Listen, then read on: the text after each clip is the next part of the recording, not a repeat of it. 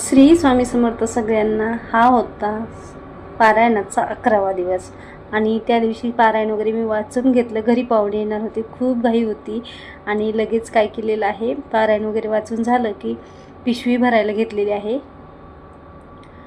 छोटीशी रांगोळी काढली, मस्त शिऱ्याचा प्रसाद दाखवला आणि प्रतीक्षानं लगेच काय केलेली आहे, पिशवी भरलेली आहे। खरंच आईचं काम मुलंसुद्धा खूप हलकं करतात। आणि इथे बघा मी ड्रेसला इस्त्री करायला घेतलेली आहे मुलाची, कारण आता मुलगा घरी नव्हता, त्यांना म्हणजे त्याचं येणं अचानक ठरलेलं होतं, त्यामुळे त्याच्या ड्रेसला इस्त्री केलेली आहे।